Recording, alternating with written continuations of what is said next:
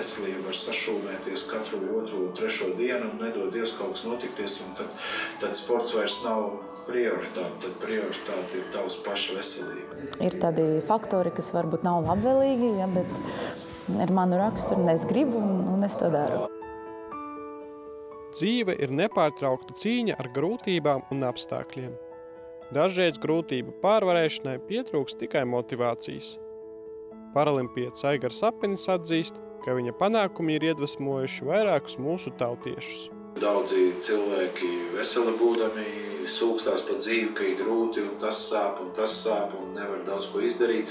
Un tāpēc varbūt mums arī ir tāda misija dot, ka mēs parādām, ka cilvēkam ar lielām veselības problēmām var daudz ko panākt un pārstāvēt Latviju. Tas ir gandarījums, kad tev kaut kas sanāk tieši tās, ko tu gribēji.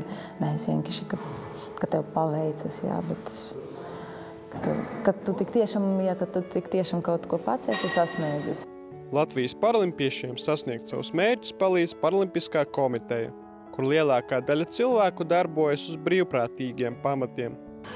Ja mēs vēlamies paņemt kādu jaunu sportistu vai runāt ar kādu jaunu treneri, tad mums tiešām jāiet pie tā cilvēka un jāsaka, vai tu strādās brīvprātīgi. Ja mūsu treneri tiešām strādā brīvprātīgi, viņi par to nesaņem nekādu atalgojumu. Līdz ar to, ka treneriem tas darbs nav apmaksāts, sanāk, ka viņiem jāņem atvaļinājumu par savam naudam, un mēs atbraucam, paukojam un uzreiz atkal atpakaļ.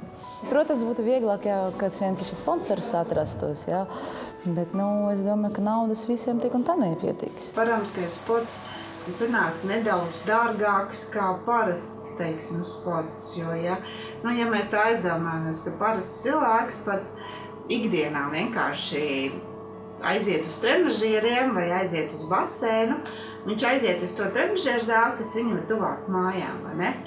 Bet, teiksim, cilvēks ar invaliditāti un īpaši cilvēks, kurš sēž ratiņos, viņam ir jāpiedomā, kurā trenažieru zālē viņš vispār tiek iekšā.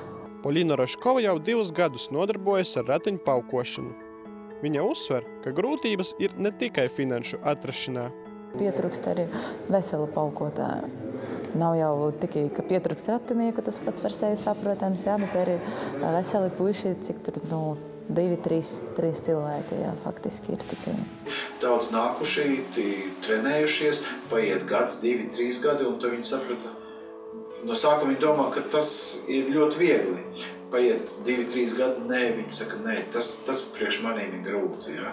Un tas ir riktīgs darbs un vēlreiz darbs, jo bez darba nekas nevar būt. Neskatoties uz to, ka vēl ir grūtības ar finansēm un treniņu apstākļiem, var vērtēt, ka attieksme pret sportistiem ar invaliditāti ir krietni uzlabojusies. Bet, protams, kopumā tā attieksme, visā kopumā cilvēka ar invaliditāti ir Latvijā mainījusies. Tāpat ir sakārtotāka vide. Cilvēki vairāk var tikt kinoteātros, autobusos, domā par jaunu transporta līdzekli, kur vispār nebūtu bez problēmām cilvēkiem ar ratiņkrēslām. Paralimpiešiem ir ļoti nozīmīga sociālā funkcija. Viņi ir sportisti, kuri ir cieši saistīti ar sabiedrību. Mums ir vajadzīgs vairāk arī morāls atbalsts no sabiedrības, jo ir ļoti daudz cilvēku ar invaliditāti. Un ir ļoti daudz tādu, kas vienkārši baidās un nenāk ārā no savām mājām.